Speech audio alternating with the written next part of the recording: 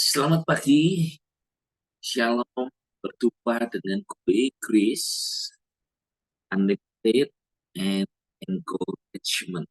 Anugerah tak terbatas dan berikan kita dorongan hidup kepada Tuhan Yesus yang baik.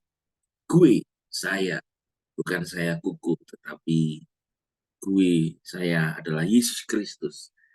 Karena hidup kita bukan kita lagi, tapi Kristus yang hidup di dalam kita.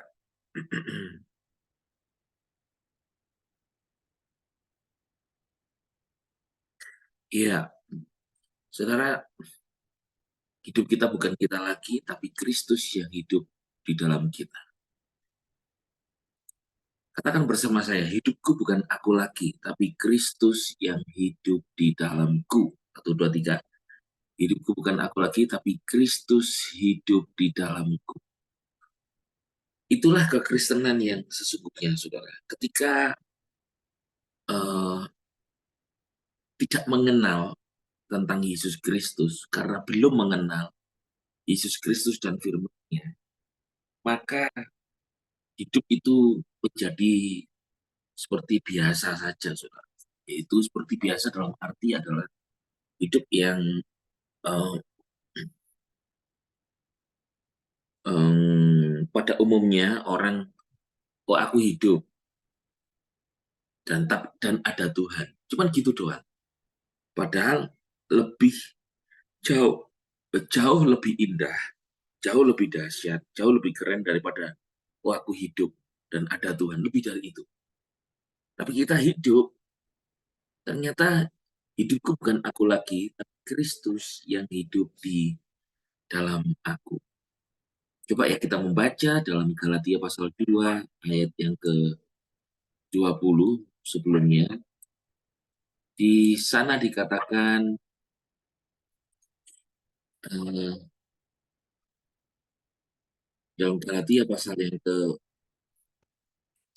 ayat 20 dikatakan begini, saudara. Namun aku hidup, namun aku hidup, tapi bukan aku lagi, tapi Kristus. Aku telah disalibkan bersama Kristus. Nah, disalib itu bicara tentang kematian. Jadi kita telah disalib bersama Kristus. Aku telah mati. Mati itu terpisah. Lu kok aku hidup? Dan hidup bukan hidup mati ini kematian bukan mati secara jasmani, bukan. Tapi bicara death means separation, bicara tentang keterpisahan. Kita telah dipisahkan dari dosa, penghukuman, dari manusia berdosa, dan kita telah diciptakan baru di dalam Kristus. Namun aku telah disalibkan bersama Kristus, namun aku hidup, tetapi bukan aku lagi, melainkan Kristus yang hidup di dalamku. Nah ini dia. Kekristenan adalah tentang Kristus Yesus. Kristus yang hidup di dalam kita. Jadi di dalam kita itu ada nama Yesus. Dan dalam hidup kita itu ada kediaman Tuhan, yaitu kita Baik Roh Kudus, dia berdiam di dalam. Ada nama dan kediamannya. Katakan bersama saya, dalam hidupku, di dalamku ada nama dan kediamannya. Itu di dalam kita. Jadi hidup itu bukan sekedar aku hidup dan ada Tuhan. Oh jauh lebih berkuasa. Karena grace, karena anugerahnya membuat kita hidup tidak biasa seperti orang pada umumnya hidup, tetapi berbeda, saudara, serius berbeda. Dan sekarang hidup yang aku hidupi secara jasmani adalah hidup oleh iman, yaitu iman dari Putra Elohim Yesus Kristus yang telah mengasihi aku dan menyerahkan dirinya untuk aku. Kenapa demikian, saudara? Kenapa hari ini hidup kita bukan kita lagi, tapi Kristus yang hidup di dalam kita? Sebab di akhir zaman, di masa yang akan datang, kita lihat di kitab Wahyu, kita kita akan melihat Yesus Kristus di kitab Wahyu. Saudara, karena ini janji saya kepada saudara untuk mengekspos Yesus di setiap pasal dari Kejadian sampai Wahyu, dan hari ini kita di kitab Wahyu pasal yang ke-13 ayat yang ke-6. Saudara, dikatakan begini, ketika antikristus hadir di dunia ini, saudara, yaitu ketika itu Yohanes di Pulau Patmos, Rasul Yohanes, dia melihat ada binatang yang muncul dari laut dengan 7 kepala dan 10 tanduk. Namun itu adalah antikristus, dikatakan di Wahyu 13 ayat 6, ia buka mulutnya, menghujat Elohim, menghujat namanya dan tabernakelnya. Tabernakelnya ini bicara tentang kediamannya, serta semua yang diam di surga. Jadi antikristus akan datang, itu menghujat nama Tuhan dan kediaman. Tetapi, saudara, pada hari ini, nama Yesus Kristus, namanya dan kediamannya, namanya ada pada kita, kediamannya ada pada kita. Apakah kita akan dihujat oleh antikristus? Saya katakan, saudara, itu tidak. Karena itu bicara tentang, tidak bicara tentang kita. All the Bible is written for us, but not every verse is written or atau address to us. Seluruh isi Bible itu bagi kita, tapi tidak setiap ayat itu ditujukan langsung kepada kita atau dialamatkan langsung kepada kita. Oke, kita sudah mau sharing kepada saudara tentang nama dan kediamannya. Saudara, ada kabar baik bahwa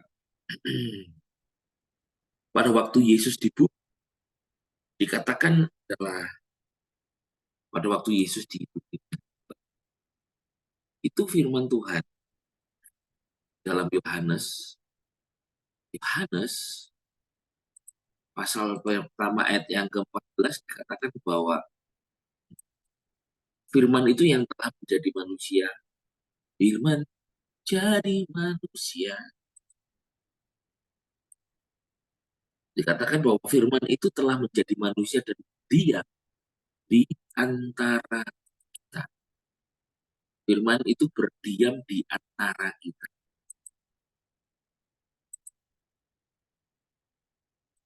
Dwell among us. Kita melihat kemuliaannya, yaitu kemuliaan sebagai putra tunggal Bapa, penuh anugerah dan kebenaran. Jadi Yesus Kristus yang penuh anugerah dan kebenaran itu berdiam di antara kita. Itu ketika Yesus ada di, yaitu Tuhan itu berdiam di antara kita. Namun hari ini di dalam 1 Korintus pasal yang ke-3 ayat 16 dikatakan, tubuhmu adalah bait Roh Kudus, rumah Elohim. Tubuh kita adalah rumah Roh Kudus, rumah Elohim. Katakan bersama saya, tubuhku adalah rumah Roh Kudus. Tubuh kita adalah rumah Roh Kudus. Jadi kediamannya, dia berdiam di dalam kita. Bukan dia berdiam di antara kita lagi. Dulu Yesus di bumi, di antara kita. Tapi sekarang itu tidak lagi, saudara. Tidak lagi di antara, tetapi di dalam kita. Lies in you, di dalam kita. Nah, kalau Kristus ada di dalam saudara, maka ada ayat yang luar biasa dalam kita. Di Roma, pasal yang ke-8, ayat yang ke-11, dikatakan begini, saudara. Roma pasal yang ke-8, ayat yang ke-11, yaitu, namun jika roh dia yang membangkitkan Yesus dari kematian berdiam di dalam kamu, nah ini, ada roh Tuhan berdiam di dalam kita. maka dia yang telah membangkitkan Kristus dari kematian juga akan menghidupkan tubuhmu yang fana melalui rohnya yang berdiam di dalam kamu. Saudara, pada hari ini, di firman Tuhan katakan, Roh Kudus berdiam di dalam kita, toh. Roh yang membangkitkan Kristus di antara orang mati. Tapi dikatakan dia akan menghidupkan tubuhmu yang fana melalui rohnya yang berdiam di dalam kamu. Sebetulnya hari ini, kenapa dikatakan firman Tuhan ini, dia akan menghidupkan tubuhmu yang fana. Karena tubuh kita yang fana ini, yang fana maksudnya immortal, tidak kekal. Bisa menua dan akhirnya menuju kepada kematian atau terpisahnya roh, jiwa, dan tubuh. Yang kelemahan bisa sakit. Kayak ini tubuh saya capek sekali karena kegiatan bisa capek, saudara. Tapi dikatakan begini, saudara. Ya kan? Dia, karena roh yang berdiam di dalam kita, dia akan menghidupkan. Berarti tubuh kita ini hari ini tuh telah mati. Tubuh saudara itu hari ini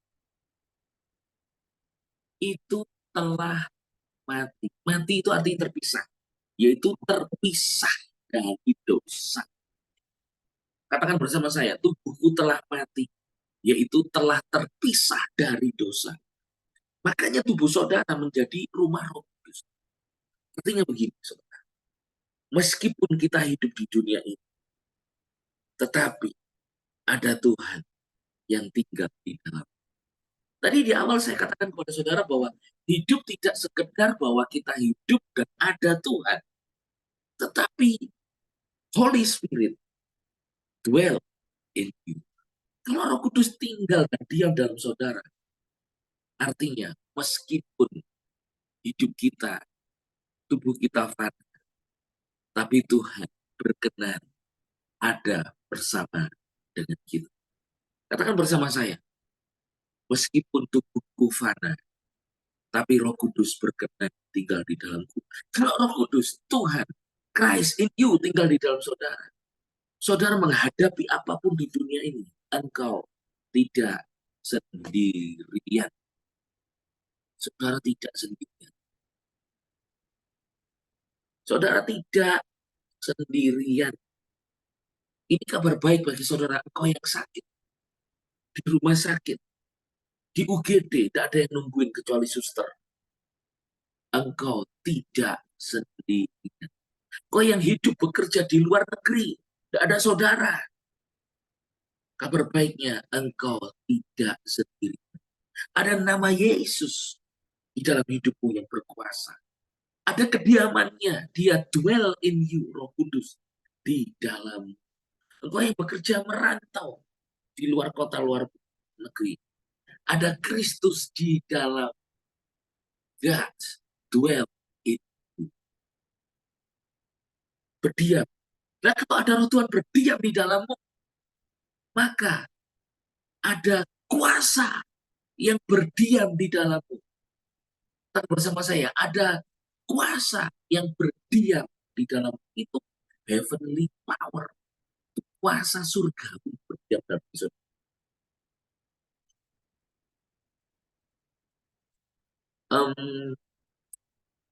Saya pernah, waktu saya di pelayanan di Taiwan, ketika saya di Taiwan itu kan,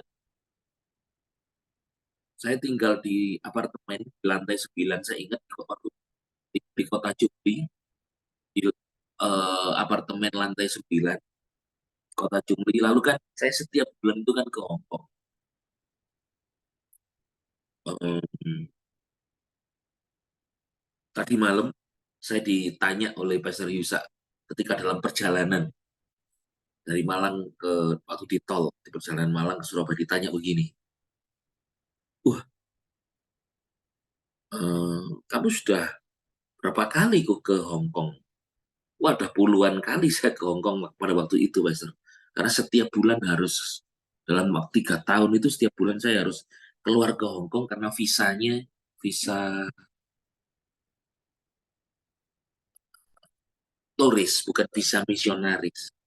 Jadi dalam waktu maksimal 30 hari, saya harus keluar dari negara Taiwan dan paling dekat Hong Kong saya ke Hong Kong. Nah, pada waktu saya ke Hong Kong, lalu saya balik lagi ke Taiwan, itu di kamar saya tidur itu tiba-tiba bau busuk, bau bangkai. Wah, kagetlah saya. Wah, bau bangkai, bau busuk, ada apa? Lalu waktu itu sama istri saya oleh eh, disemprot sama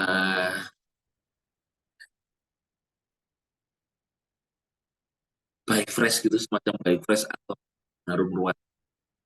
Saya sendiri juga semprot, sudah banyak semprot, tapi masih bau bangkai. Dan kemudian waktu itu anak saya yang pertama masih kecil, masih umur 2 tahunan. Saya lah kemudian, kok masih bau terus ya? Kenapa? Udah jendela dibuka. Oh, oh, kamar saya waktu itu yang itu nggak ada jendela karena kan apartemen. Baru ruangan yang setelah dapur sama untuk jemuran baju. Oh itu yang ada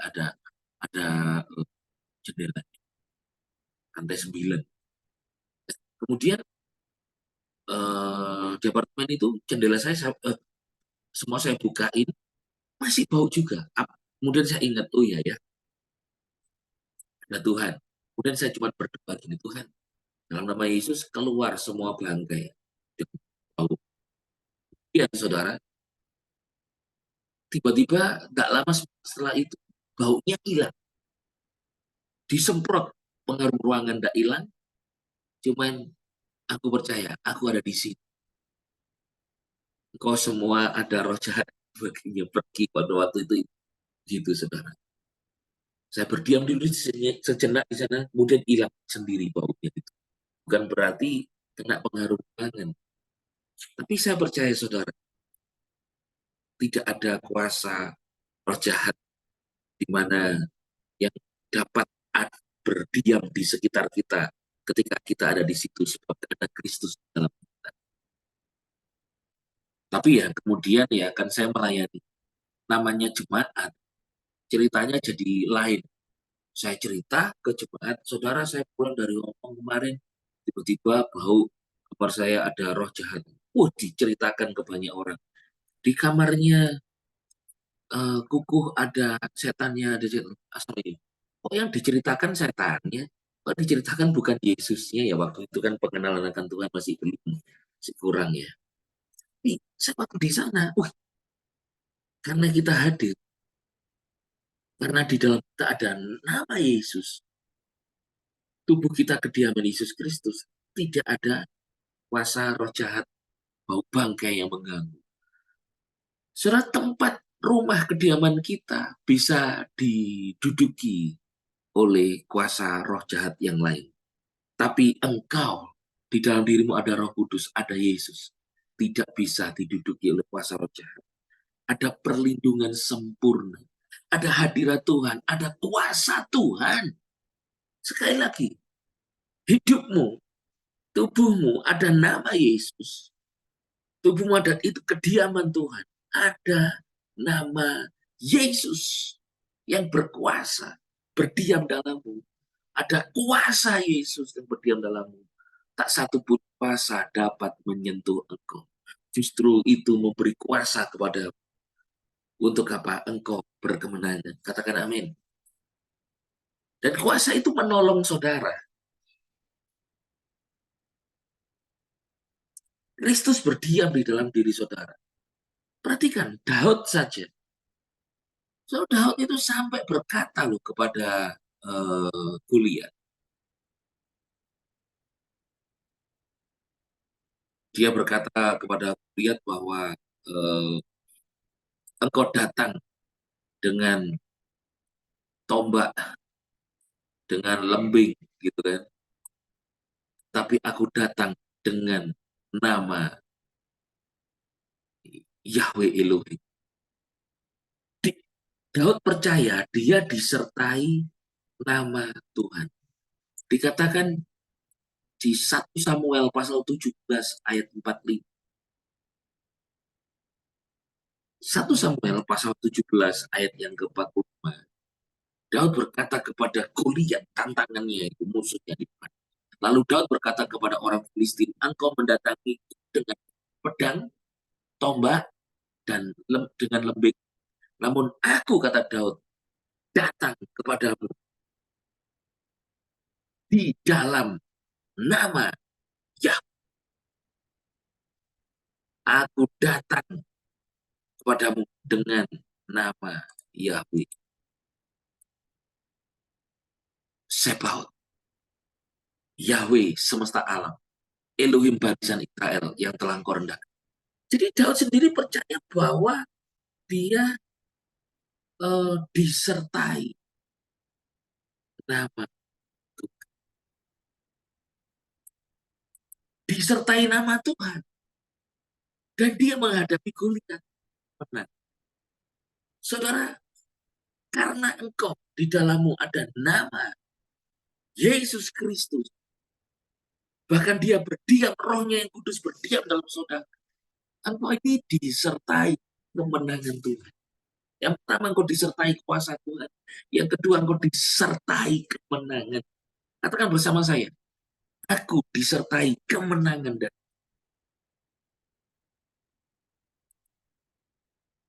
Goliat tidak bisa mengalahkan Daud yang dia memiliki nama Tuhan. Roh Tuhan berdiam dalam saudara.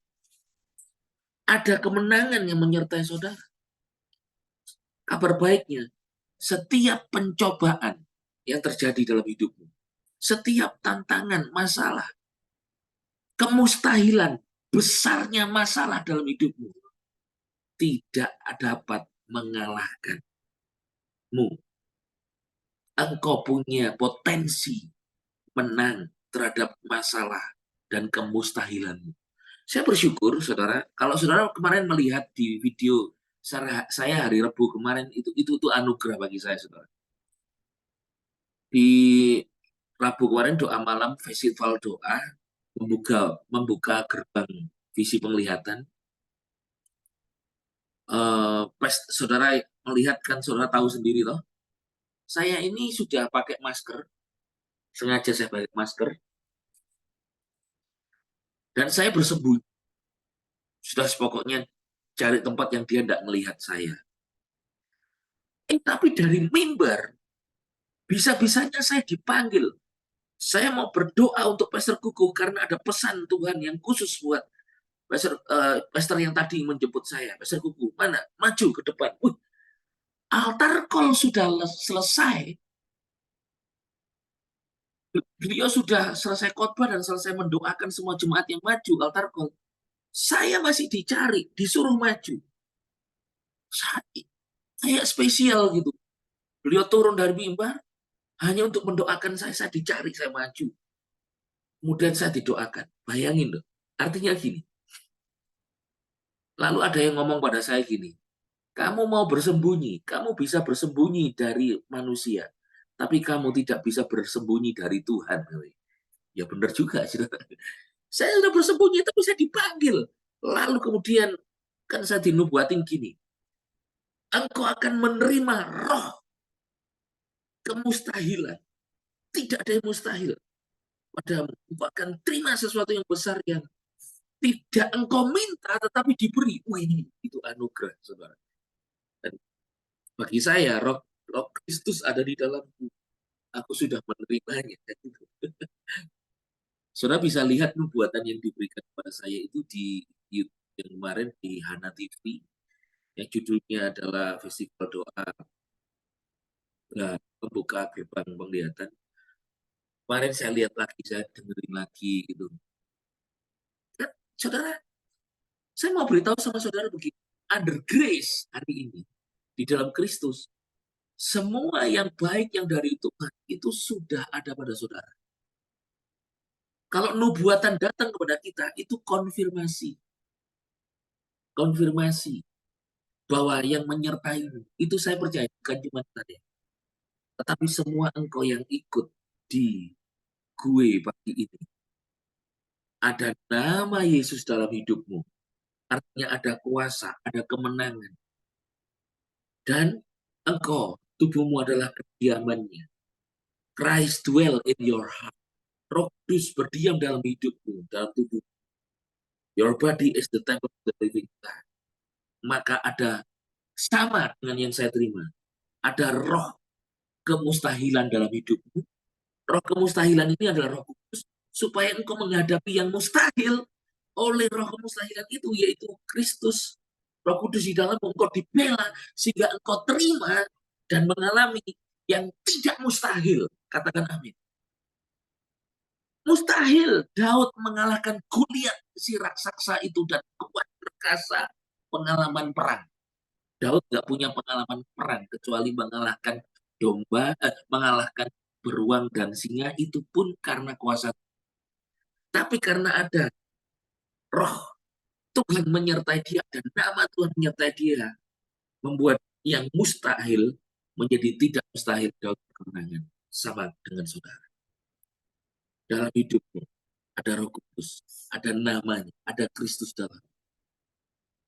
Biarlah ini mendorong saudara. Itu grace unlimited. Itu unlimited grace, anugerah Tuhan yang tak terbatas kita terima. Apapun yang kau hadapi, sebesar apapun, semustahil apapun, ada kuasa, ada kemenangan. Engkau dibuat Tuhan alami mujizat kemenangan dahsyat dari Yesus Kristus. Hari ini apa yang kau hadapi? Apa yang mustahil bagimu? Saya pernah katakan kepada saudara, dunia bernyanyi, umat mikir cicilan, ngopi-ngopi masih, umat mikir tagihan, ngopi-ngopi masih. Orang dunia ada cicilan, ada tagihan, ngopi. Seharusnya saudara ada nama Tuhan. Dia berdiam, Christ dwell in your heart. Ngopi lah dan makanlah pisang goreng. Artinya gini saudara, biarlah engkau terima damai sejahtera. Ada kuasa Tuhan menyertaimu. Dia yang mengatasi segala perkara yang mustahil dalam hidup. Dan engkau terima kemenangan Tuhan. Dan pasti dia adalah Yahweh Yireh. Dia adalah Tuhan yang memenuhi segala keperluanmu menurut kekayaan dan kemuliaannya di dalam Yesus Kristus Tuhan. Dia memenuhi segala kebutuhan. Dia menyediakan apa yang kau butuhkan. Tidak ada yang mustahil. Engkau berkemenangan. Engkau terima mujizat Tuhan. Katakan amin. Saudara, ada nama dan kediamannya dalam hidupmu. Ada Kristus. Itu yang ketiga, engkau itu ada mujizat, ada keajaiban Tuhan dalam hidupmu. Selalu ada mujizat. Yang pertama, ada kuasa Tuhan menyertaimu. Yang kedua, ada kemenangan Tuhan menyertaimu. Yang ketiga, ada mujizat yang menyertai hidupmu. Katakan bersama saya, ada kuasa, kemenangan, dan mujizat Tuhan menyertai hidupmu. 1, 2, 3. Ada kuasa, kemenangan, dan mujizat keajaiban Tuhan menyertai hidup. Hidupmu itu ajaib, saudara. Ayat yang terakhir mau sampaikan kepada saudara sebelum kita berdoa, Mazmur pasal yang ke-71 ayat yang ke-7.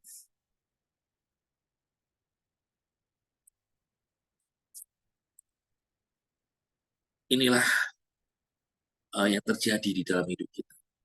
Karena Kristus di dalammu, karena ada nama Yesus di dalam hidup, maka aku menjadi seperti keajaiban bagi banyak orang. Tetapi engkaulah perlindunganku.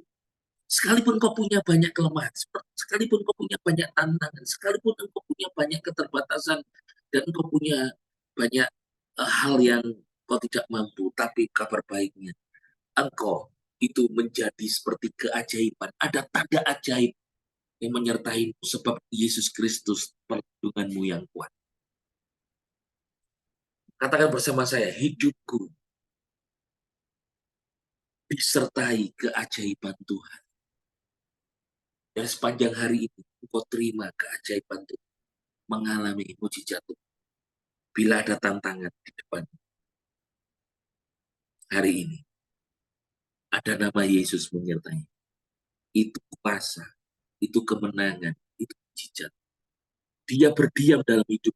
Artinya, dalam hidup berdiam kuasa Tuhan. Dalam hidupmu itu ada berdiam kemenangan Tuhan. Dalam hidupmu berdiam mujizat keajaiban Tuhan. Katakan amin. Hidup saudara itu mujizat. Yang terakhir mau saya sampaikan pada saudara, perhatikan.